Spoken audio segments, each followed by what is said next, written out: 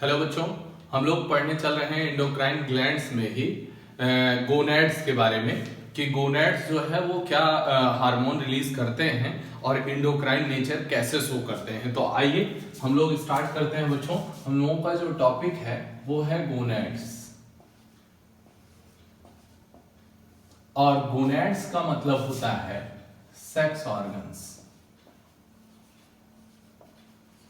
और sex organs mail और female दोनों हैं। ध्यान से सुनिएगा, यहां पर बात कर रहे हैं इन मेल, इधर बात करेंगे हम लोग इन फीमेल। सबसे पहले अगर बात की जाए तो मेल के अंदर बच्चों गोनैड्स जो होते हैं वो टेस्टिस होता है, और फीमेल के अंदर ओवरी होता है। टेस्टिस जो है उसका भी नंबर 2 होता है, या 1 पेयर बोल दीजिए, 2 या फिर 1 पेयर बोल दीजिए। ओवरी भी नंबर में 2 या फिर 1 पेयर होती है।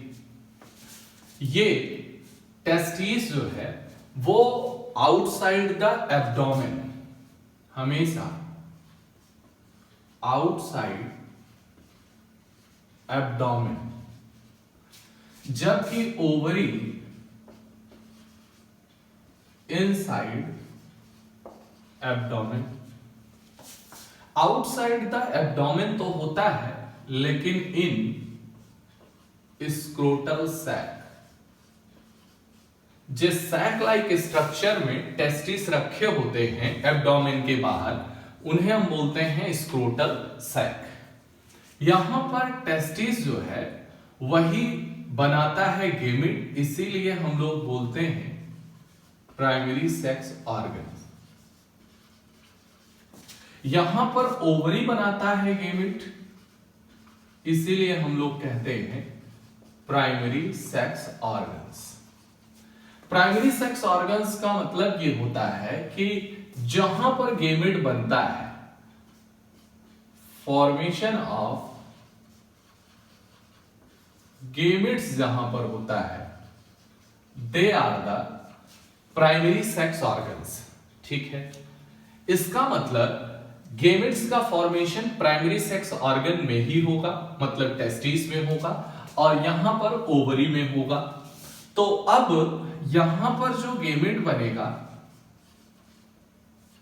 गेमिट्स बनेंगे, उनका नाम होता है स्पर्मेटोजोआ या फिर स्पर्म्स। यहां पर जो गेमिट बनता है इसका नाम होता है ओवम या फिर एग। यहां पर जो गेमिट के फॉर्मेशन की प्रोसेस है, that is called the gametogenesis. Formation of gametes को बोला जाता है गैमेटोजेनेसिस। तो गैमेटोजेनेसिस से ही गेमिट बनते हैं यहां और यहां। अब गैमेटोजेनेसिस वाली जो प्रोसेस होती है वो यहां पर होती है बच्चों स्पर्मेटोजेनेसिस, और यहां पर जो होती है वो होगी oogenesis। डिफरेंस आप देखिए। नेक्स्ट आता है कि ये भी डुअल प्राइमरी सेक्स ऑर्गन तो है ही है, as well as endocrine gland। और ये भी प्राइमरी सेक्स ऑर्गन तो है ही है, लेकिन as well as endocrine gland, as well as endocrine gland। मतलब एंडोक्राइन ग्लैंड का मतलब है कि हार्मोन जरूर रिलीज करता है।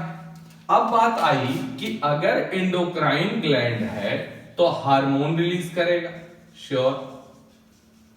और हार्मोन्स जो होंगे उन्हें हम नाम देंगे बच्चों एंड्रोजन्स। क्या नाम देते हैं?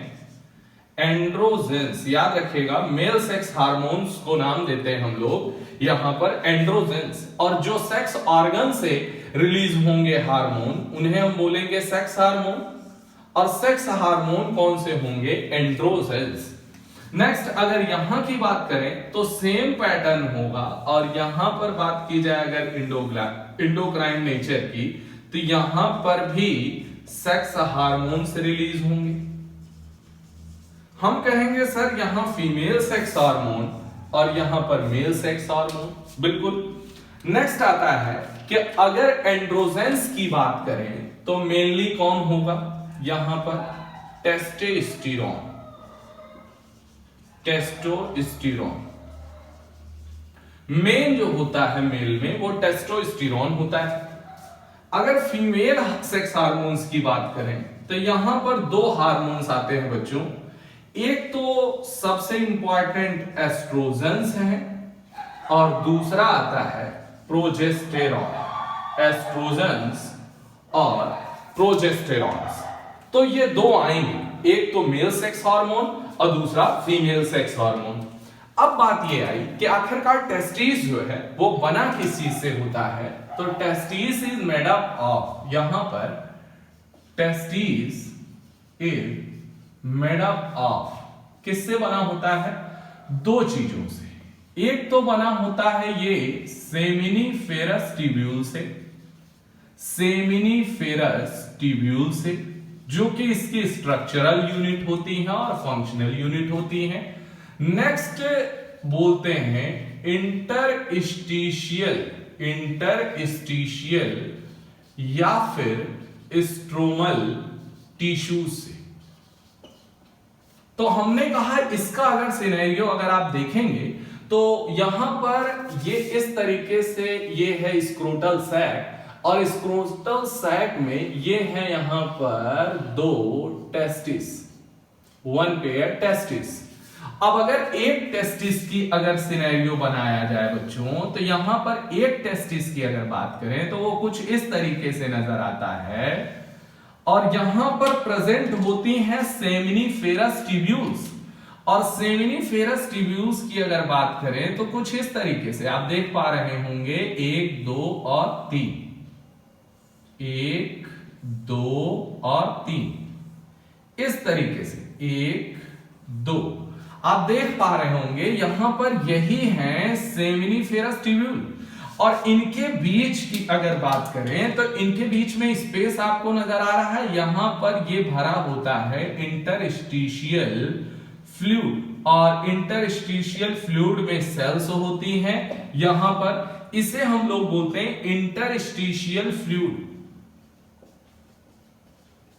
और इंटरस्टिशियल फ्लूइड अगर बात करें तो यहां पर दो ट्यूब्यूल्स के बीच में, दो ट्यूब्यूल्स के बीच का जो स्पेस है अगर आप देखेंगे तो यहां दो ट्यूब्यूल्स के बीच के स्पेस को बोलते हैं बच्चों इंटर। इंटर मतलब दो के बीच में, ट्यूब्यूलर स्पेस, ध्यान से सुनिएगा, इंटर ट्यूब्यूलर स्पेसेस। और इसी इंटर ट्यूब्यूलर स्पेसेस के अंदर, स्पेसेस के अंदर यहां पर पाई जाती हैं सेल्स, यहां पर पाई जाती हैं बच्चों सेल्स। और ग्रुप ऑफ सेल्स क्या कहते हैं, टिश्यू। तो आप तो जानते हैं यहां इंटरस्टिशियल फ्लूइड या स्ट्रोमल फ्लूइड अगर बोले तो ये इंटरस्टिशियल फ्लूइड के अंदर ही, इंटरट्यूब्यूलर स्पेसेस के बीच में ही तो ये सेल्स पाई जा रही हैं। अब हम इन्हें नाम देते हैं बच्चों इंटरट्यूब्यूलर सेल बोलिए या इंटरस्टिशियल सेल बोला जाता है, इन्हें बोलते हैं इंटरस्टिशियल सेल्स। क्या बोलेंगे, इंटरस्टिशियल सेल।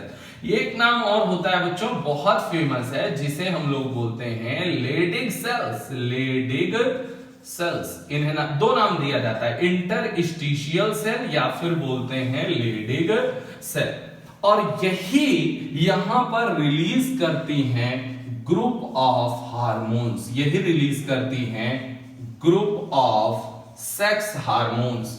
और इस ग्रुप को ही हम बोलते हैं एंड्रोजन, जिसमें मेनली होता है टेस्टोस्टेरोन। तो अगर मैं आपसे पूछूं कि लेडिग सेल क्या रिलीज कर रही है मेनली, तो आप कह देंगे टेस्टोस्टेरोन। तो आप बताओ टेस्टोस्टेरोन की अगर बात करें, यहां पर टेस्टोस्टेरोन की बात करें बच्चों, तो आप क्या कहें, टेस्टिस से, इसलिए टेस्टोस्टेरोन, टेस्टोस्टेरोन बोलिए या टेस्टोस्टेरोन बोलिए। तो आप बताइए यहां पर एंड्रोजन्स में मेनली टेस्टोस्टेरोन आ गया, और लेडिक सेल्स ने रिलीज किया, तो आप यही कहेंगे कि ये टेस्टिस में गेमेट तो बन ही रहा है, स्पर्मेटोजोआ या स्पर्म तो बन ही रहा है, प्राइमरी सेक्स ऑर्गन है, लेकिन लेडिक सेल जो पाई जा रही है वो एग्जैक्टली कहां पाई जा रही है वो आपको पता चल गया। बेसिकली ये स्ट्रक्चर किसका है, टेस्टिस का। तो हम ये कहेंगे कि अब ये बताइए कि इस टेस्टोस्टेरोन का काम क्या होता है मेल के अंदर।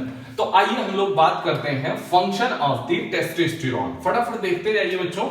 यहां पर टेस्टोस्टेरोन का पहला फंक्शन अगर पूछा जाए तो ये एग्रेसिवनेस को क्या करेगा, बढ़ाएगा।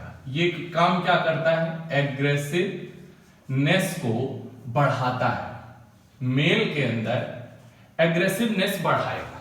दूसरा काम मस्कुलर ग्रोथ को बढ़ाएगा, दूसरा काम है इसका मस्कुलर ग्रोथ को बढ़ाएगा। और तीसरा काम इसका क्या है, प्यूबिक हेयर और फेशियल हेयर और एक्सियल हेयर, इन सबको, तीनों की ग्रोथ को, और यहां पर फेशियल और एक्सियल हेयर, फेशियल और एक्सियल हेयर ग्रोथ, फेशियल और एक्सियल हेयर ग्रोथ। जो मेल के अंदर पिच ऑफ वॉइस है उसको कम करता है, तो यहां पर low pitch of voice, low pitch of voice. Next एक काम और करता है ये डेवलपमेंट, मैच्योरेशन और फंक्शन, रेगुलेट डेवलपमेंट, ध्यान से सुनना बच्चों, development plus maturation and plus function of male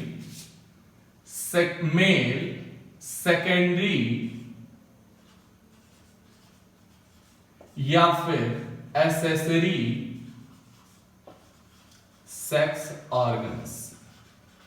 अब बात ये आई कि यहां पर मेल सेकेंडरी या एसेसरी सेक्स ऑर्गन्स क्या होते हैं, तो हम आपसे ये कहेंगे कि अगर प्राइमरी सेक्स ऑर्गन कहते हैं हम लोग किसको, जहां पर फॉर्मेशन ऑफ गेमेट होता है, तो बच्चों ये सेकेंडरी या मेल एसेसरी का मतलब क्या है, कॉम्प्लीमेंट्री। सेकेंडरी का मतलब ये है कि जो help in transport of gamete, help in transport of gametes, जो ट्रांसपोर्ट ऑफ गेमेट्स में मदद करते हैं उन्हें हम लोग क्या कहते हैं, सेकेंडरी या एसेसरी सेक्स ऑर्गन्स। तो अब पूछा जाएगा कौन कौन है, जैसे एपिडिडाइमिस, जैसे एपिडिडाइमिस ये क्या है, एसेसरी। जैसे यूरेथ्रा ये क्या है, ये एसेसरी। जैसे वास डिफरेंस ये क्या है, एसेसरी। ध्यान सुन लेना, वास डिफरेंस ये क्या है, एसेसरी। इसी तरीके से जैसे यहां पर सेमाइनल वेसाइकल, मतलब टेस्टिस के अलावा आप चाहे जितने नाम ले लोगे सब सेकेंडरी है, सेमाइनल वेसाइकल। नेक्स्ट ले लो प्रोस्टेट ग्लैंड, तो मैंने क्या क्या लिख दिया जरा देखें, ये सब के सब और भी जो काम में आते हैं, जैसे रीटे टेस्टिस हो गया, ये सब के सब, वास डिफरेंस हो गया, तो epididymis, urethra, vas deferens, seminal vesicle, prostate gland, vas deferens या फिर रेटे टेस्टिस, ये सब के सब टेस्टिस के अलावा जितने भी पाथ में यहां पर सपोर्ट करते हैं, ट्रांसपोर्ट में सपोर्ट करते हैं, उसे हम लोग क्या बोलते हैं, बेसिकली सेकेंडरी या एसेसरी सेक्स ऑर्गन्स। तो बच्चों यहां पर एग्रेसिवनेस बढ़ाएगा, मस्कुलर ग्रोथ बढ़ाएगा, फेशियल एक्सियल हेयर ग्रोथ बढ़ाएगा, लो पिच ऑफ वॉइस को करेगा, और रेगुलेट डेवलपमेंट, एक तो देखते जाइएगा यहां पर डेवलपमेंट, मैच्योरेशन और फंक्शन, इन तीनों को ये रेगुलेट करता है। नेक्स्ट आइए, यहां पर इसका एक काम और है, effect on CNS, effect on CNS. Androgens जो हैं वो सीएनएस पर इफेक्ट करते हैं, और क्या, जो मेल सेक्सुअल बिहेवियर है उसे रेगुलेट करते हैं। तो रेगुलेट मेल सेक्सुअल बिहेवियर, और मेल सेक्सुअल बिहेवियर क्या होता है आप बता सकते हैं? इसे हम लोग एक वर्ड बोलते हैं बेटा, लिबिडो। जो मेल सेक्सुअल बिहेवियर का मतलब अपोजिट सेक्स या फीमेल की तरफ जो अट्रैक्शन है वो हार्मोन की वजह से है और वो एंड्रोजन्स है। तो ये यहां पर मेल सेक्सुअल बिहेवियर जो अट्रैक्शन टुवर्ड्स द फीमेल है या अपोजिट सेक्स है वो क्या कहलाता है? Sexual behaviour of the male, that is called the libido. ऐसे ही फीमेल के अंदर भी लिबिडो होगा मेल के लिए। तो यहां पर इफेक्ट ऑन सीएनएस, इसके अलावा आप बताओ एक काम तो बड़ा कॉमन है कि अगर ये मस्कुलर ग्रोथ को कराएगा तो एक परफेक्ट बात है, कार्बोहाइड्रेट और प्रोटीन दोनों पर ये एनाबॉलिक इफेक्ट रखेगा, दोनों को ये सिंथेसाइज करेगा। तो आप कह सकते हो कि यहां पर एनाबॉलिक इफेक्ट, क्या बोलेंगे? Anabolic effect on carbohydrate and protein metabolism. Carbohydrate और प्रोटीन मेटाबॉलिज्म। एनाबॉलिक का मतलब जानते हैं आप? सिंथेसिस, कंस्ट्रक्टिव मतलब बनाएगा, कार्बोहाइड्रेट और प्रोटीन दोनों को सिंथेसाइज करेगा तो एनाबॉलिक इफेक्ट रखेगा, जिसकी वजह से मस्कुलर ग्रोथ होती है। तो ये सारे के सारे काम किसके हो गए? टेस्टोस्टेरोन के। तो जैसा आपने देखा कि हमारा पूरा एम्फेसिस था एंडोक्राइन नेचर पे, और ये डुअल फंक्शन टेस्टिस का यहां पर जो आपको देखने को मिला वो क्या मिला? डुअल फंक्शन देखने को आपको मिला है। एक तो प्राइमरी सेक्स ऑर्गन है और दूसरा एंडोक्राइन नेचर शो करता है। क्या क्या काम परफॉर्म करता है ये मैंने आप तक पहुंचा दिया है, तो ये आप ध्यान रखेंगे। नेक्स्ट हम लोग पढ़ते हैं बेटा यहां पर ओवरी, और ओवरी का भी यहां पर आप क्या देख रहे हैं? Dual function. क्या देख रहे हैं? Dual function. और dual function primary sex organ भी है और एंडोक्राइन नेचर भी है। हमने कहा कि इसी तरीके से यहां पर जो फीमेल के अंदर ओवरी है वो भी बनी होती है दो तरह के पार्ट से। दो तरह के पार्ट से कौन कौन? एक तो यहां पर it is made up of growing ovarian follicle, या फिर डायरेक्ट लिखिए अभी ovarian follicle. Ovary is made up of ovarian follicles और किससे? Stromal tissues. दो पार्ट से मिलकर बनी होती है, ओवेरियन फॉलिकल्स और स्ट्रोमल टिश्यूज। तो आप ये भी ध्यान रखिए कि यहां पर ओवेरियन फॉलिकल्स मेनली, यहां पर ओवेरियन फॉलिकल्स जो हैं वो डेवलप होती हैं कहां पर? ओवरी में। और हर एक ओवरी ईच मेंस्ट्रुअल साइकिल पे, हर एक ओवरी से ईच मेंस्ट्रुअल साइकिल पर एक ओवम रिलीज होता है। तो यहां पर आप कहेंगे one ovum from each ovary, one from each ovary, one from each ovary at या फिर during menstrual cycle, during menstrual cycle. Menstrual cycle के दौरान यहां पर हर एक ओवरी एक ओवम को मेंस्ट्रुअल साइकिल के दौरान रिलीज करती है। अब हमने बात की कि भाई ओवेरियन फॉलिकल्स है और स्ट्रोमल टिश्यूज है, और ओवरी यहां पर कितने हार्मोन रिलीज कर रही है? दो, पहला एस्ट्रोजन और दूसरा प्रोजेस्टेरॉन। बात ये कि आखिरकार जो एस्ट्रोजन है वो कहां से रिलीज होता है? तो secreted, synthesise and secreted by the, किसके द्वारा? Growing ovarian follicle. यहां पर synthesise and secreted, synthesise and secrete by, ध्यान से सुनना, ग्रोइंग ओवेरियन फॉलिकल। जो ग्रो करने वाली ओवरी के अंदर ग्रोइंग ओवेरियन फॉलिकल्स हैं वही रिलीज करती हैं क्या? एस्ट्रोजन। तो डायरेक्ट ध्यान रखें, growing ovarian follicles release the oestrogen, secrete करती हैं। ठीक है, इसे एस्ट्रोजन को एक नाम और देते हैं बच्चों, एस्ट्राडाइऑल। एस्ट्राडाइऑल ध्यान रखिएगा, आगे काम आएगा, एस्ट्राडाइऑल। प्रोजेस्टेरॉन की बात करिए, यह रिलीज होता है रप्चर्ड ग्रेफियन फॉलिकल या रप्चर्ड ओवेरियन फॉलिकल। तो यहां पर लिख रहे हैं रप्चर्ड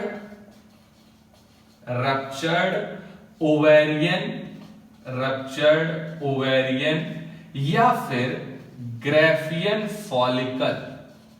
ग्राफियन फॉलिकल मतलब जब उससे ओवुलेशन हो जाएगा तभी, इसका मतलब ये है कि आफ्टर ओवुलेशन ही ये होगा। तो आफ्टर ओवुलेशन ही यहां पर जो रप्चर्ड ओवेरियन या ग्राफियन फॉलिकल है वो कन्वर्ट हो जाएगी एक स्ट्रक्चर में, that is called the corpus luteum. क्या बोलेंगे? Corpus luteum. इसे नाम देते हैं बच्चों कार्पस ल्यूटियम। तो कार्पस ल्यूटियम जो है वो प्रोजेस्टेरॉन को रिलीज करती है। तो यहां पर progesterone is secreted by the corpus luteum. तो याद रखिएगा, growing ovarian follicle oestrogen release करेगी और कार्पस ल्यूटियम प्रोजेस्टेरॉन रिलीज करेगा। ओवुलेशन के बाद वो जो रप्चर्ड ग्राफियन फॉलिकल है वो कन्वर्ट हो जाती है बच्चों किसमें? कार्पस ल्यूटियम में। तो ये आप जरूर ध्यान रखेंगे। तो दो हार्मोन कहां से रिलीज होंगे, कैसे होंगे, ये सारी बातें। नेक्स्ट आता है कि आखिर क्या काम एस्ट्रोजन का है और क्या काम प्रोजेस्टेरॉन का है। तो आइए फटाफट देख लेते हैं। यहां पर प्रोजेस्टेरॉन को हम लोग बोलते हैं प्रेगनेंसी हार्मोन। ध्यान सुनिएगा बेटा, यहां पर इसका नाम होता है प्रेगनेंसी हार्मोन, या फिर इसे ही एक नाम देते हैं बच्चों एंटी एबॉर्शन हार्मोन। क्या बोलते हैं? Anti abortion hormone.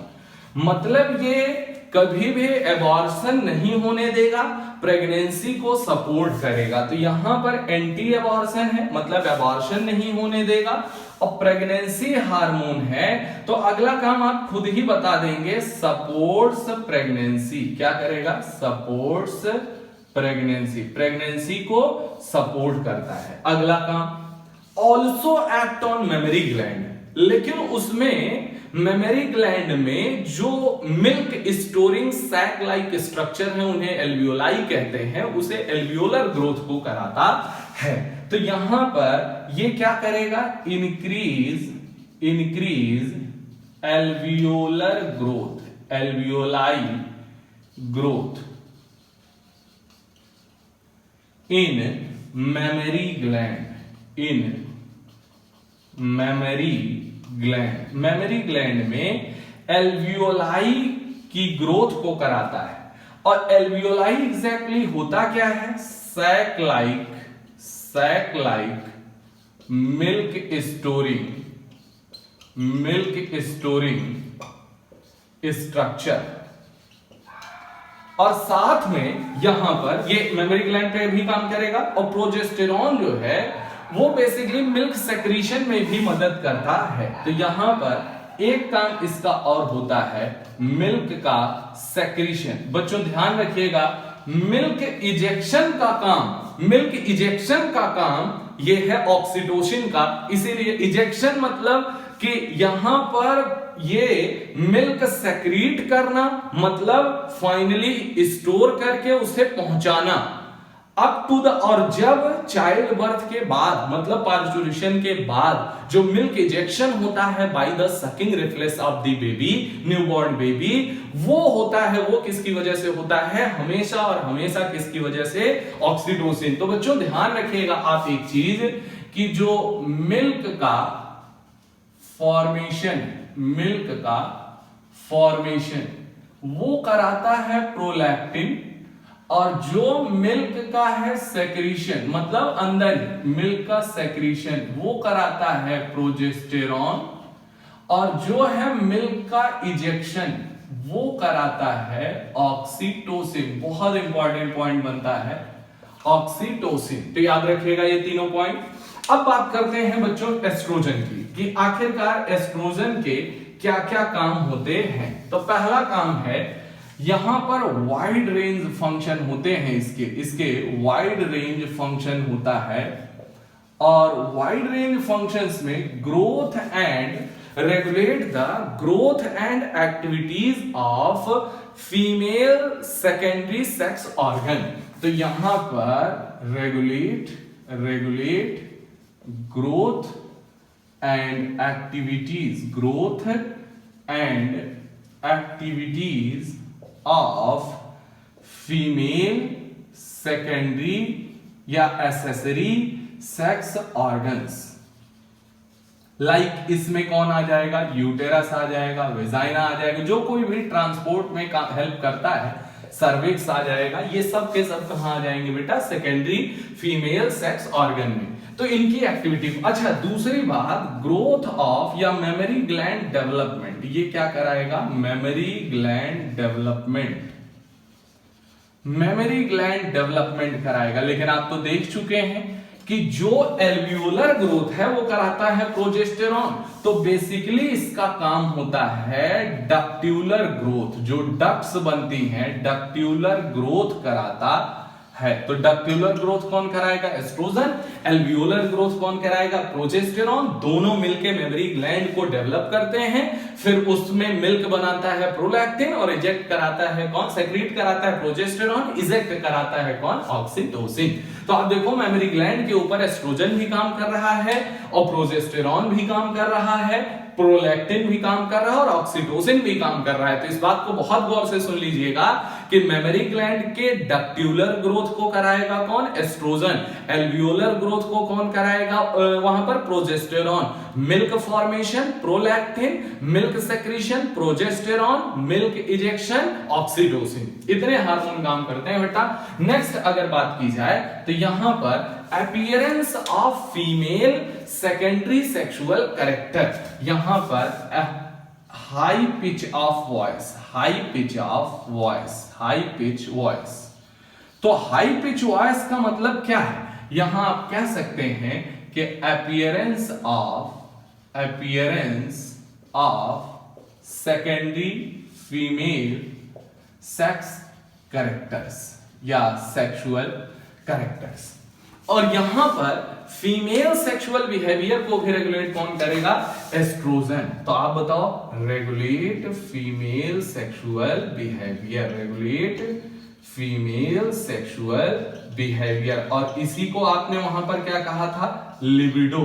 तो यहां पर भी क्या कहेंगे, लिबिडो। अपोजिट सेक्स के लिए जो बिहेवियर है that is called the libido. तो ये काम है बेसिकली एस्ट्रोजन के, और ये काम है बेटा किसका, प्रोजेस्टेरॉन का। एस्ट्रोजन का एक काम और रिलीज होता है ये ग्रोइंग ओवेरियन फॉलिकल से, और ये ग्रोथ ऑफ ओवेरियन फॉलिकल को भी कराता है।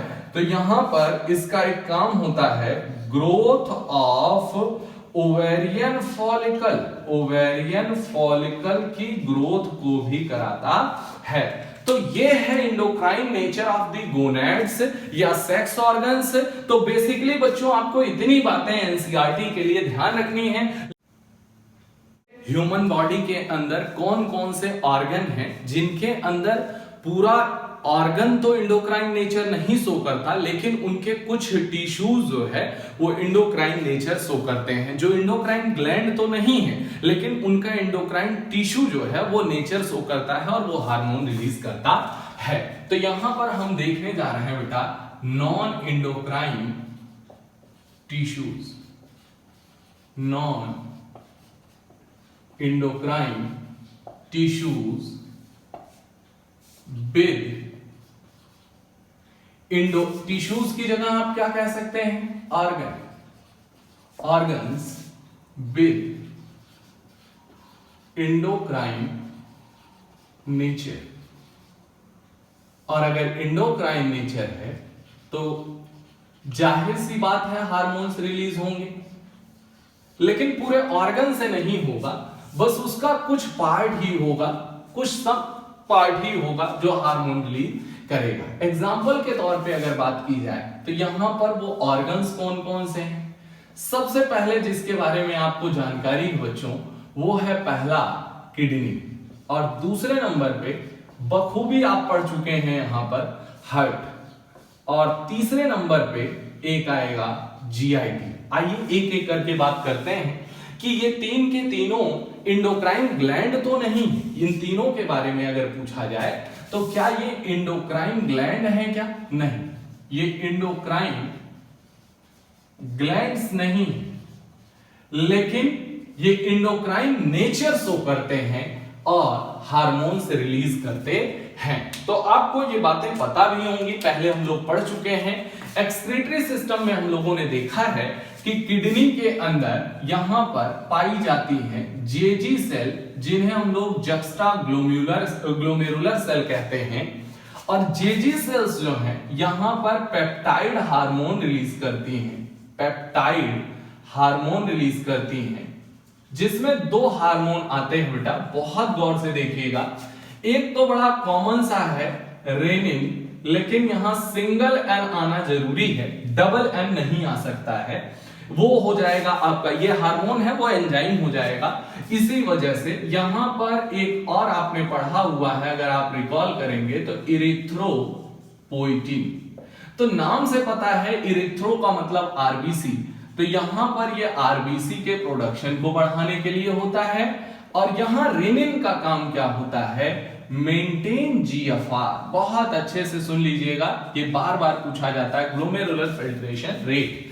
तो ये दोनों आपको ध्यान रखने हैं। नेक्स्ट आते हैं, इसको भी आप पढ़ चुके हैं बच्चों, हार्ट के बारे में।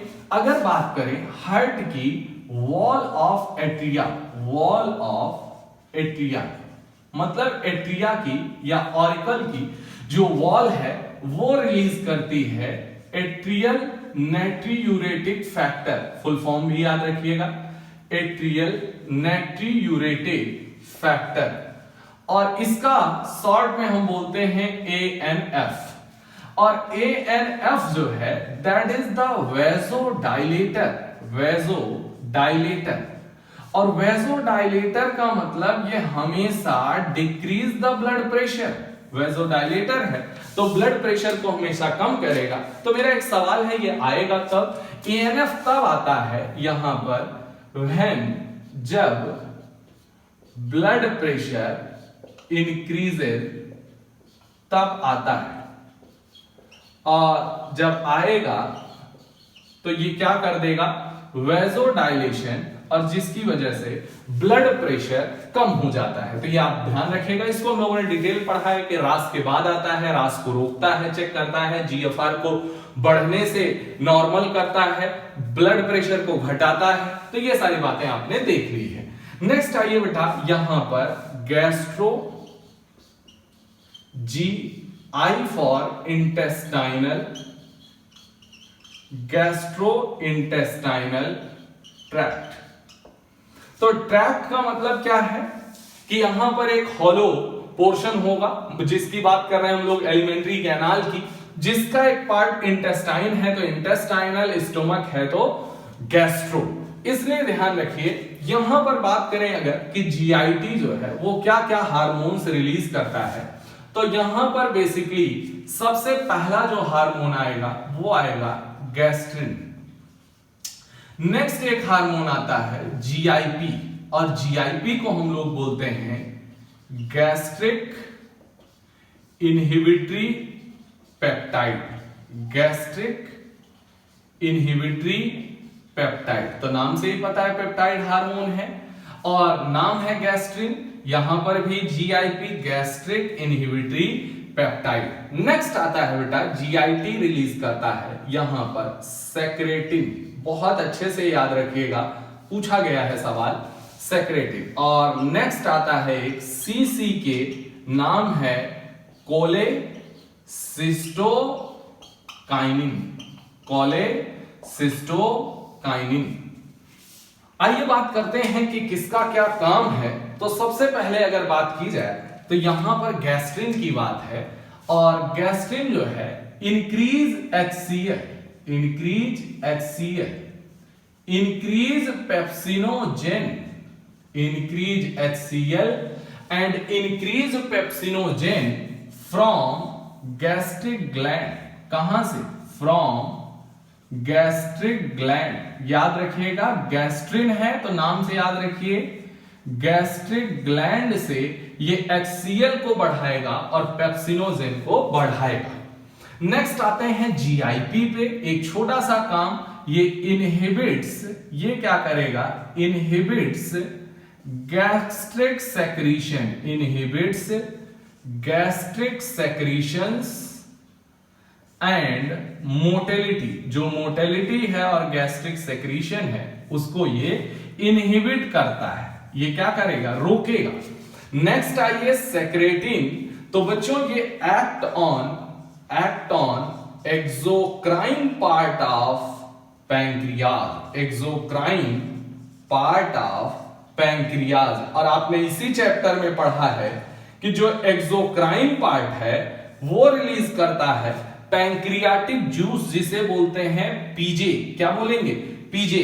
और उसके अंदर यहां पर ये वाटर को क्या करेगा, बढ़ाएगा, और बाइकार्बोनेट आयन को भी क्या करेगा, बढ़ाएगा। तो दो काम इसके होते हैं, ये एक्सोक्राइन पार्ट ऑफ पैंक्रियाज पे वर्क करके वाटर को और बाइकार्बोनेट को बढ़ाता है। दोनों को याद रखिएगा एज इट इज। नेक्स्ट आइए ध्यान रखिएगा, एंडोक्राइन पार्ट जो है वो इंसुलिन ग्लूकागॉन हार्मोन रिलीज करता है, और ये जो है यहां सेक्रेटिन जो है वो एक्सोक्राइन पार्ट पर एक्ट करता है। नेक्स्ट आते हैं कोलेसिस्टोकाइनिन। तो ये एक्ट करता है यहां पर एक्ट ऑन दो चीजों पर, एक तो पैंक्रियाज पर, एक तो ये काम करता है बच्चों पैंक्रियाज पर, और दूसरा ये काम करता है गॉल ब्लैडर पर। दोनों पर काम करेगा। और पैंक्रियाज से ये बढ़ाता है पैंक्रियाटिक जूस को, पैंक्रियाज से पैंक्रियाटिक जूस के सेक्रीशन को बढ़ाएगा, और गॉल ब्लैडर से ये बाइल जूस के सेक्रीशन को बढ़ाता है। तो ये कुछ ऐसे हैं, जो ऐसे ऑर्गन हैं जो एंडोक्राइन ग्लैंड तो नहीं है, लेकिन एंडोक्राइन नेचर उनका कुछ पार्ट शो करता है, वो हार्मोन रिलीज करता है, उनमें किडनी, हार्ट और जीआईटी। तो बहुत अच्छे से ध्यान रखिएगा इन हार्मोन्स को बच्चों। हम लोग बात करने जा रहे हैं बच्चों यहां पर हार्मोन की। और हार्मोन्स क्या होते हैं, सबसे पहले ये प्राइमरी मैसेंजर है। हार्मोन्स जो हैं वो होते हैं प्राइमरी मैसेंजर। प्राइमरी के साथ साथ ये होते हैं केमिकल मैसेंजर, और इसी के साथ साथ ये होते हैं इंटरसेलुलर मैसेंजर। दो सेल के बीच में इंटरसेलुलर मैसेंजर भी होते हैं। Produce in trace amount, produce in trace amount, बहुत कम अमाउंट में प्रोड्यूस किए जाते हैं। Produce by endocrine glands. Endocrine glands का मतलब ऐसी ग्लैंड्स जिनमें यहां पर डक्ट नहीं होती। तो डक्ट नहीं होगी तो क्या बोलेंगे, डक्टलेस। डक्टलेस का मतलब लैक डक्ट्स। अच्छा, ये लैक डक्ट्स होगा तो यहां पर प्योर सेक्रीशन, प्योर सेक्रीशंस, और सेक्रीशंस को हम लोग बोलते हैं hormones. Directly in blood, directly in blood. और ये जो हार्मोन्स हैं वो नॉन न्यूट्रिटिव होते हैं, मतलब न्यूट्रिशियस नहीं होते हैं। नॉन एंटीजेनिक होते हैं, मतलब एंटीजेनिक नेचर भी नहीं शो करते। नॉन स्पीसीज स्पेसिफिक भी होते हैं। तो non nutritive, non antigenic, non species, ये बहुत इंपॉर्टेंट पॉइंट है बेटा। अगला, wide spread, wide spread but slow function होता है। Wide spread but slow function. और यहां पर integration plus coordination, integration and coordination with neural system। और यहां पर nervous system plus endocrine system is called neuro endocrine system.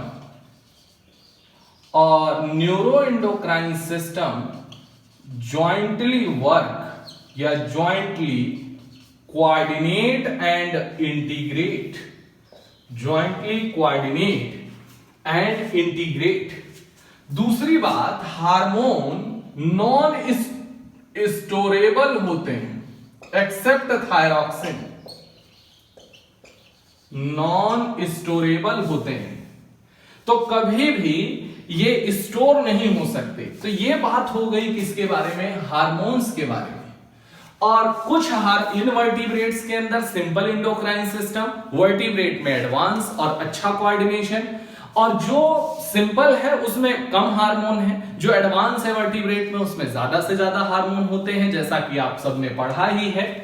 अब हम बात कर रहे हैं कि हार्मोन्स का क्लासिफिकेशन, हार्मोन्स का क्लासिफिकेशन, और क्लासिफिकेशन में यहां पर सबसे पहली कैटेगरी है आयोडो थायरोलिन्स, दूसरी कैटेगरी है next amino acid derivatives, next category है स्टीरॉइड्स, और चौथी कैटेगरी है पेप्टाइड्स, पॉलीपेप्टाइड्स और protein hormones, steroid hormones, amino acid derivative. तो ये चार कैटेगरी बांटी गई बच्चों, और इन चारों में कौन कौन आएगा बहुत इंपॉर्टेंट है। आयोडोथायरोनिन्स के अंदर यहां कैटेगराइज करेंगे तो T3 बोलिए, T4 बोलिए या थायरॉक्सिन बोलिए। एमिनो एसिड डेरिवेटिव एपिनेफ्रिन बोलिए, नॉर एपिनेफ्रिन बोलिए, मेलाटोनिन बोलिए, मेलानिन बोलिए, तो यहां कई सारे आते हैं, लेकिन आपको एनसीईआरटी के तौर पे एपिनेफ्रिन याद रखना है, यहां पर थायरॉक्सिन याद रखना है बेटा एनसीईआरटी से। स्टीरॉयड हार्मोन जरूर ध्यान रखिए। एड्रिनल कॉर्टेक्स से रिलीज होने वाले हार्मोन जो कॉर्टिकॉइड्स कहलाते थे वो सब के सब क्या थे, यहां पर स्टीरॉयड नेचर के। तो सबसे पहले कॉर्टिसोल, देन आएगा एल्डोस्टेरोन, और जितने सेक्स हार्मोन्स होते हैं वो सब स्टेरॉयड नेचर के होते हैं। जैसे फीमेल के अंदर अगर बोला जाए तो एस्ट्राडायोल, और एस्ट्राडायोल को ही हम लोग बोलते हैं क्या, एस्ट्रोजेन। और नेक्स्ट आएगा फीमेल के अंदर प्रोजेस्टेरॉन, चूंकि सेक्स हार्मोन है तो स्टेरॉयड नेचर ही होगा। और मेल के अंदर आएगा टेस्टोस्टेरोन। तो आप देखें यहां पर मेल सेक्स हार्मोन और फीमेल सेक्स हार्मोन और एड्रिनल कॉर्टेक्स हार्मोन, यहां पर C, A और यहां पर E, P और यहां पर T। तो आप अरेंज कर सकते हैं यहां पर C, A, P, E, T और यहां छोटा सा R लगा लीजिए। तो ये कारपेट से आप दिखा सकते हैं, R का मतलब कुछ नहीं है। कॉर्टिसोल, एल्डोस्टेरोन, गलत मत कीजिएगा, ADH मत लिखिएगा। यहां प्रोजेस्टेरॉन, एस्ट्रोजन और टेस्टोस्टेरोन। तो ठीक है, लेकिन डायरेक्ट याद रखिए। नेक्स्ट आता है पेप्टाइड, पॉलीपेप्टाइड और प्रोटीन हार्मोन्स। इनके जो एग्जाम्पल हैं वो डायरेक्ट याद रखें आप। जितने पिट्यूटरी हार्मोन्स हैं, जितने भी पिट्यूटरी हार्मोन्स हैं वो सब के सब क्या होते हैं बेटा, यहां पर पेप्टाइड, पॉलीपेप्टाइड और प्रोटीन। जितने भी हाइपोथैलेमिक हार्मोन हैं, जितने हाइपोथैलेमिक हार्मोन्स हैं वो, और जो भी पैंक्रियाटिक हार्मोन मतलब इंसुलिन और ग्लूकागॉन, इंसुलिन और ग्लूकागॉन, ये भी क्या होते हैं, pituitary hormone, hypothalamic hormone, pancreatic, insulin या ग्लूकागॉन। तो ये है हार्मोन के बारे में, हार्मोन का classification. Mechanism of hormone action हम लोग समझेंगे कि जो एंडोक्राइन ग्लैंड से निकलने वाले हार्मोन हैं वो आखिरकार पूरी बॉडी के अंदर किस तरीके से जाके एक्शन करते हैं, क्या उनका पैटर्न होता है। तो हमने कहा यहां पर हार्मोन के एक्शन का जो तरीका है बच्चों, आपने अभी हाल फिलहाल में पढ़ा है हार्मोन, और हार्मोन क्या होते हैं ये पूरा आपने कंसीडर कर लिया, पूरा आपने पढ़ लिया। एंडोक्राइन ग्लैंड्स का सेक्रेशन हार्मोन कहलाता है, वो आपको मालूम है। नेक्स्ट आता है इसके एक्शन के लिए। यहां पर बेटा ये जहां भी जाएगा ये टारगेट टिश्यू पर ही पहुंचेगा, टारगेट टिश्यूज। और टारगेट टिश्यूज का मतलब ये है कि टिश्यू का मतलब ये है कि ग्रुप ऑफ सेल होगा, तो ऑब्वियस सी बात है वहां पर टारगेट सेल्स होंगी। और अगर वहां पर सेल्स होंगी तो वहां पर सेल का स्ट्रक्चर तो बनाना पड़ेगा ना भाई। और अगर सेल का स्ट्रक्चर बनाना पड़े तो हम ह्यूमन के अंदर अगर बनाए बच्चों तो यहां पर हम बना सकते हैं कि भाई ये जो आ गया ये आ गया क्या, सेल मेम्ब्रेन। बहुत आराम से समझिएगा, यहां पर आएगा सेल मेम्ब्रेन, ठीक है। इसके अंदर यूकैरियोटिक सेल है, तो आप बताओ टारगेट सेल ह्यूमन की ही तो होगी, तो टारगेट टिश्यूज जो होंगे वो ह्यूमन में होंगे। और ह्यूमन के अंदर टिश्यूज मतलब सेल, और सेल अगर एक मैं बनाऊं तो यहां पर सेल मेम्ब्रेन आएगा, और सेल मेम्ब्रेन के अंदर साइटोप्लाज्म आएगा, और साइटोप्लाज्म के अंदर बच्चों यहां पर ये आ जाएगा न्यूक्लियस, यहां पर ये आ जाएगा nucleus, double membrane bound nucleus. और यहां पर ये आ जाएगा इस तरीके से, अगर मैं दिखाऊं तो double standard DNA, double standard DNA जो कि जीनोम आप कह सकते हैं।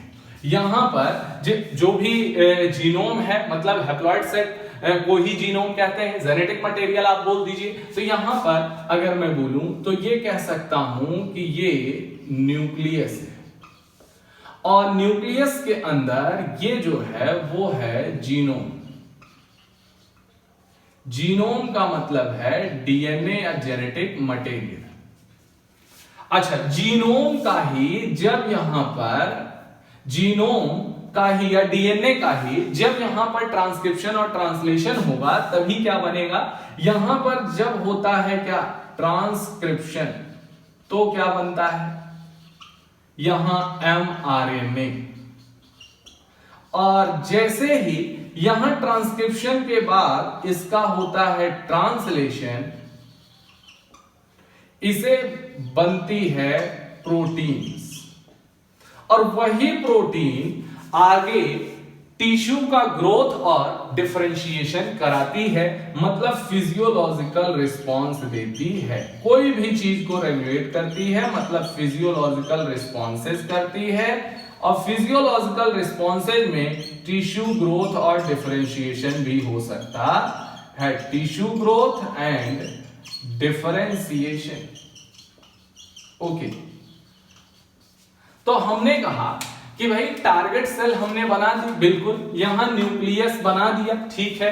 अब बच्चों यहां पर टारगेट सेल का मतलब क्या है, जो हार्मोन आएगा वो अपनी टारगेट सेल पर ही जाके असर करेगा।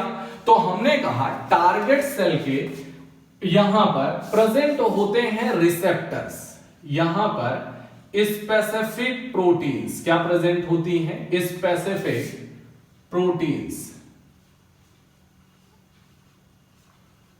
Specific proteins. और ये स्पेसिफिक प्रोटीन्स जो होती हैं जो टारगेट सेल पर प्रेजेंट होती हैं, specific proteins present only on target tissues. और इन स्पेसिफिक प्रोटीन्स को हम लोग बोलते हैं हार्मोन रिसेप्टर्स। और हार्मोन रिसेप्टर्स यहां पर हार्मोन को पकड़ते हैं और एक कॉम्प्लेक्स बनाते हैं। तो याद रखिएगा बच्चों, यहां पर हार्मोन के साथ हार्मोन रिसेप्टर, तो हार्मोन प्लस हार्मोन रिसेप्टर्स ये जब जुड़ जाते हैं तो यहां पर बन जाता है हार्मोन रिसेप्टर कॉम्प्लेक्स। चूंकि हार्मोन रिसेप्टर्स जो हैं वो specific for only one hormone, इसीलिए ये कॉम्प्लेक्स भी स्पेसिफिक होता है। मतलब हार्मोन पूरी बॉडी में कहीं भी चला जाए लेकिन वर्क वो कहीं वहीं पर करेगा जहां उसका रिसेप्टर होगा, और वो रिसेप्टर जहां होगा वही उसका टारगेट टिश्यू होगा, वही उसकी टारगेट सेल होगी, वो वहीं उसका रिसेप्टर प्रेजेंट होगा। अब यहां पर जो रिसेप्टर्स हैं बच्चों वो दो टाइप के होते हैं, यहां पर दो टाइप के पाए जाते हैं। पहला जो टाइप है वो होता है कि कुछ रिसेप्टर्स ऐसे हैं जो present on the cell membrane, कुछ रिसेप्टर्स ऐसे हैं प्रेजेंट ऑन सेल मेम्ब्रेन। और प्रेजेंट ऑन सेल मेम्ब्रेन का मतलब है इन्हें हम बोलते हैं membrane bound receptor, membrane bound receptors. और ये मेम्ब्रेन बाउंड हैं तो do not present inside cell, और इसी वजह से hormone do not enter in cell, hormone जो है वो सेल में कभी इंटर नहीं करता है। जबकि मतलब यहां पर रिसेप्टर प्रेजेंट होंगे, कहां पर जरा देख लीजिए, यहां पर रिसेप्टर्स प्रेजेंट होते हैं, यहां पर रिसेप्टर्स प्रेजेंट होते हैं। तो आप देखो ये जो भी हैं ये रिसेप्टर्स कहां हैं, प्लाज्मा मेम्ब्रेन पर, तो इन्हें हम मेम्ब्रेन बाउंड रिसेप्टर ही तो कहेंगे। और अगर मेम्ब्रेन बाउंड रिसेप्टर हैं तो बच्चों जो इनका हार्मोन होगा, अगर मैं कहूं ये H है तो ये H आएगा और यहां जुड़ जाएगा, H आएगा यहां जुड़ जाएगा, और H आएगा यहां जुड़ जाएगा। तो आप बताओ ये मेम्ब्रेन बाउंड रिसेप्टर हुए या नहीं हुए, यहां पर मेम्ब्रेन बाउंड रिसेप्टर। और मेम्ब्रेन बाउंड रिसेप्टर का मतलब यह है हार्मोन रिसेप्टर कॉम्प्लेक्स यही बनेगा। तो मैं अगर मान लूं कि यहां पर ये हार्मोन है, ये हार्मोन है, और हार्मोन जो है यहां पर आके जुड़ गया, यहां भी आके जुड़ गया, यहां पर भी आके जुड़ गया, और यहां जुड़ गया इससे कौन, हार्मोन। और हार्मोन और मेम्ब्रेन बाउंड रिसेप्टर जब जुड़ जाएंगे तो यहां पर बन जाएगा हार्मोन रिसेप्टर कॉम्प्लेक्स। और हार्मोन रिसेप्टर कॉम्प्लेक्स यहां बन गया, लेकिन सेल के अंदर अब मैसेज जाना है, और इसी से पहला रिस्पॉन्स सेल के अंदर यहां पर प्रोड्यूस हो जाता है। साइटोप्लाज्म के अंदर पहला रिस्पॉन्स जनरेट हो जाएगा।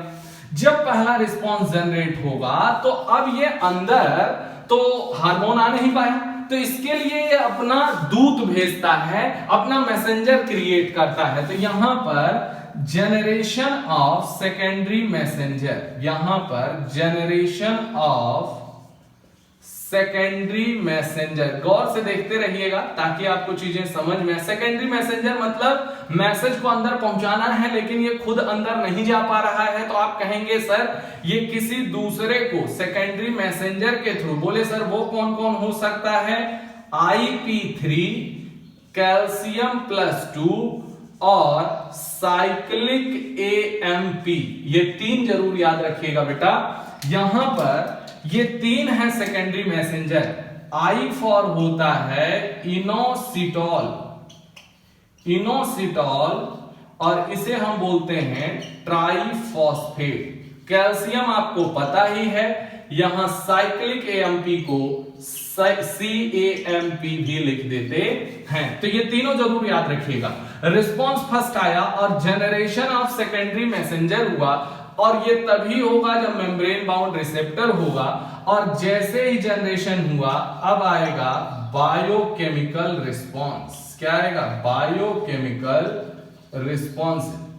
और बायोकेमिकल रिस्पॉन्स आएगा तो आप बताओ बायोकेमिकल रिस्पॉन्स की वजह से टारगेट टिश्यू का जो मेटाबॉलिज्म होगा वो क्या होगा, बदलेगा। यहां पर बायोकेमिकल रिस्पॉन्स आएगा और इसके बाद यहां पर आ जाएगा फिजियोलॉजिकल रिस्पॉन्स, फिजियोलॉजिकल रिस्पॉन्स, और इसके बीच में बायोकेमिकल रिस्पॉन्स आया, इसकी वजह से change in target tissue metabolism, target tissue metabolism, इसमें चेंज होगा। तो आप कहेंगे change in target tissue metabolism और इसकी वजह से फिजियोलॉजिकल रिस्पॉन्स। तो आप बताओ हार्मोन कहां रह गया? यहां पर हार्मोन प्लस हार्मोन रिसेप्टर, ये दोनों जब जुड़े तो ये कॉम्प्लेक्स बना, और ये हार्मोन जो है ये अंदर आ नहीं पाएगा। तो अब मैं अगर आपसे पूछूं कि सर सेल मेम्ब्रेन जो है वो बनी होती है जबरदस्त तरीके से लिपिड बाइलेयर से, और अगर कोई अंदर नहीं आ पाया है तो इसका मतलब वो लिपिड या लिपिड डेरिवेटिव नहीं है। तो यहां पर लिपिड बाइलेयर जो है allow the lipid derivative, allows, यहां पर allows lipid or its derivatives, इसके डेरिवेटिव्स को ये अलाउ करेंगे, लेकिन do not allow proteins, do not allow proteins, ये प्रोटीन्स को तो कभी अलाउ ही नहीं करेगी ना भाई। भाई लिपिड से अगर बनी है तो ये कभी प्रोटीन को तो अलाउ करेगी नहीं। जैसे अब आप कहेंगे सर लिपिड डेरिवेटिव कौन होते हैं, तो लिपिड डेरिवेटिव में स्टीरॉयड्स आते हैं। कौन आते हैं? स्टीरॉयड्स आते हैं। तो हमने ये कहा कि भाई लिपिड की बाइलेयर से बनी हुई सेल मेम्ब्रेन वो अपने अंदर से लिपिड या लिपिड डेरिवेटिव को जाने देगी, लेकिन जो हार्मोन ऐसा नहीं होंगे, जो प्रोटीन हार्मोन होंगे, पेप्टाइड हार्मोन होंगे या पॉलीपेप्टाइड हार्मोन होंगे, इन सबको ये कभी भी अपने अंदर से पास नहीं होने देगी। आप जानते हैं लाइक पासेज लाइक, तो लिपिड लिपिड और लिपिड जैसों को तो पास करेगा लेकिन प्रोटीन को पास नहीं करेगा। तो आप बताओ प्रोटीन कभी भी अंदर नहीं जाएगा, इसीलिए मेम्ब्रेन बाउंड रिसेप्टर पर ही अटक जाएगा। तो आप कहेंगे सर इसका मतलब यहां पर जो हार्मोन्स हैं वो कौन कौन से हार्मोन होंगे? तो हम एग्जांपल आपको दे देंगे प्रोटीन हार्मोन्स। जितने protein hormone, protein peptide, polypeptide, जितने हार्मोन हैं ये सारे के सारे हार्मोन मेम्ब्रेन बाउंड रिसेप्टर रखते हैं। मतलब यहां पर एग्जांपल में आएगा प्रोटीन हार्मोन्स, प्रोटीन हार्मोन्स। तो बोले सर प्रोटीन हार्मोन्स में जैसे पिट्यूटरी हार्मोन्स आएंगे क्या? हाँ, और पिट्यूटरी हार्मोन में मैं एग्जांपल भी अगर दे दूं और यहां पर अगर बच्चों कह दूं FSH है, ये कौन सा हार्मोन है? FSH, follicular stimulating hormone. तो आप बताओ ये कहां काम करता है? ये जो सेल होगी अगर यहां पर ये ओवरी पर काम करता है तो हम ओवेरियन सेल बोल देंगे इसे, और ओवेरियन सेल पे अगर ये काम करेगा तो फिजियोलॉजिकल रिस्पॉन्स में ओवेरियन ग्रोथ और डेवलपमेंट होगा या नहीं होगा? Ovarian growth and development. तो आप बताओ रिसेप्टर, याद रखिएगा जिसको भी सेल अपने अंदर से पास नहीं होने देगी वो लिपिड, वो जैसा या लिपिड अगर होता तो पास कर देती, लेकिन जो प्रोटीन है उसको अंदर नहीं जाने देगी, इसीलिए वो मेम्ब्रेन पर ही बाउंड होगा। और जो अंदर नहीं आ पाएगा वही सेकेंडरी मैसेंजर जनरेट करेगा। ध्यान रखिएगा, अपना दूध कौन भेजेगा? जो डायरेक्ट अंदर तक नहीं आ पाएगा, और जो अंदर तक नहीं आ पाएगा वही हमेशा सेकेंडरी मैसेंजर भेजता है। वो कौन होते हैं? मेम्ब्रेन बाउंड रिसेप्टर पर अटैच होने वाले हार्मोन्स होते हैं। वो कौन होते हैं? प्रोटीन हार्मोन्स होते हैं।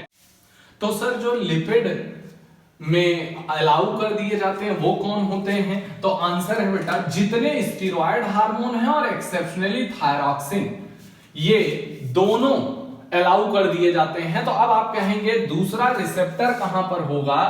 Inside the cell, inside cell. और इनसाइड सेल के बजाय आप लिख सकते हैं इनसाइड टारगेट सेल, अंडरस्टूड है। और इनसाइड सेल का मतलब है कहां पर? With in nucleus. कहां पर बच्चों? With in nucleus, with in nucleus. Nucleus के अंदर प्रेजेंट होते हैं इनके रिसेप्टर, और अगर न्यूक्लियस के अंदर हैं तो ये receptor inside the target cell हैं। इसीलिए इन्हें बोला जाता है इंट्रासेलुलर रिसेप्टर। क्या बोलते हैं? Intracellular receptors. तो एक तो हो गए मेम्ब्रेन बाउंड रिसेप्टर, इंट्रा का मतलब क्या है? उसी के अंदर। तो आप बताओ, यहां पर एक तो हो गए मेम्ब्रेन बाउंड रिसेप्टर्स और दूसरा हो गया यहां इंट्रासेलुलर रिसेप्टर्स। तो आप कहेंगे ये इंटर नहीं करते हैं इनसाइड द सेल, ये इंटर नहीं कर सकते हैं, जबकि यहां पर इनसाइड द टारगेट सेल ही होते हैं, इंट्रासेलुलर होते हैं, विद इन द न्यूक्लियस होते हैं। इंट्रा का मतलब उसी के अंदर, सेल के अंदर। अब हम बात कहेंगे कि यहां पर हार्मोन इंटर्स इन सेल, हार्मोन इंटर्स इन सेल। और अब हम कहेंगे कि ये regulate gene expression and chromosome function. जब अंदर तक जा पाएंगे और न्यूक्लियस तक पहुंच पाएंगे तो ये जीन एक्सप्रेशन को भी रेगुलेट करेंगे और क्रोमोसोम फंक्शंस को भी रेगुलेट करेंगे bye interaction of hormone receptor complex with genome. मतलब हार्मोन रिसेप्टर कॉम्प्लेक्स और जीनोम के बीच में जो इंटरैक्शन होगा उससे क्रोमोसोम फंक्शन और जीन एक्सप्रेशन दोनों रेगुलेट होगा। तो अब मैं अगर कहूं तो ये जो है work at plasma level, work at membrane level, ये आप कह सकते हैं। जबकि यहां पर बच्चों वर्क एट जीन लेवल, आप क्या कहेंगे? वर्क एट जीन लेवल या फिर work at chromosome level. Gene और क्रोमोसोम लेवल पर ये वर्क करता है। तो आप कहेंगे कि यहां पर तो जितने प्रोटीन हार्मोन हैं, ऑल सारे protein hormone membrane bound receptor रखते हैं, और क्योंकि प्रोटीन अंदर नहीं जा पाती है, लेकिन जो लिपिड डेरिवेटिव हैं वो कौन से हार्मोन हैं? स्टीरॉइड्स। क्या बोलेंगे? Steroidal hormones. एक तो ये, और स्टीरॉयडल हार्मोन्स में कौन आएंगे?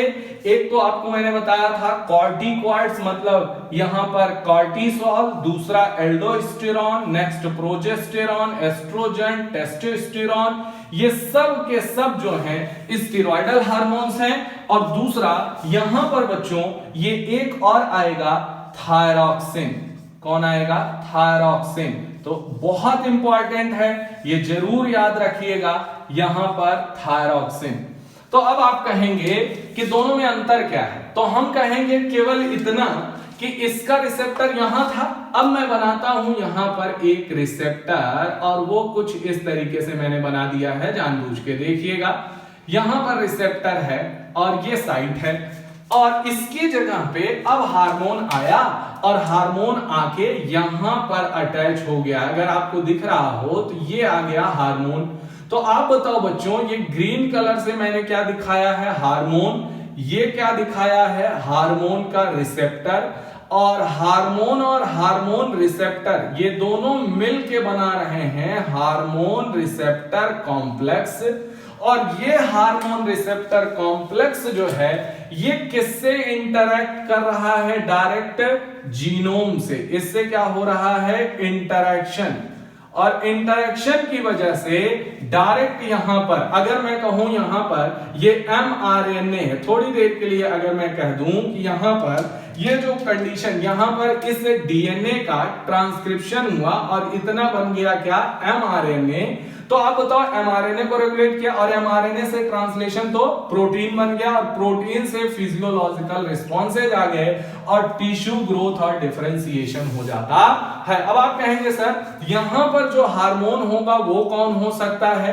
तो बच्चों यहां पर हार्मोन या तो स्टेरॉयडल हो सकता है, स्टेरॉयडल हार्मोन्स हो सकते हैं, या फिर थायरॉक्सिन हो सकता है। तो याद रखिएगा, क्या यहां पर स्टेरॉयडल हार्मोन में एग्जांपल अगर मैं आपसे पूछूं तो क्या एस्ट्रोजन का ले सकते हैं क्या? बिल्कुल।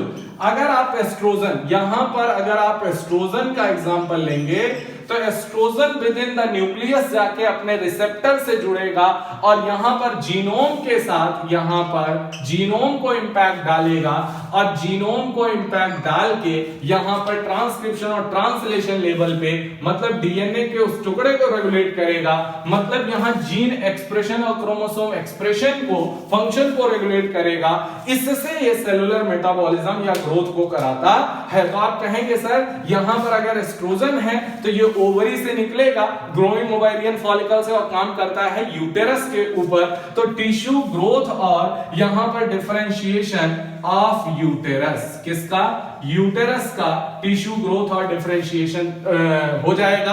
और इसके लिहाज से अगर इस सेल को देखा जाए तो यहां पर हम नाम देंगे uterine wall cell, uterine wall cell. मतलब ये जो सेल है ये इधर के लिए हार्मोन जो है प्रोटीन हार्मोन, इधर के लिए स्टेरॉयडल और थायरॉक्सिन हार्मोन, इधर ये अंदर नहीं जा सकता, लिपिड अलाउ नहीं करेगा सेल मेम्ब्रेन में, इधर ये अंदर जा सकता है क्योंकि लिपिड डेरिवेटिव है।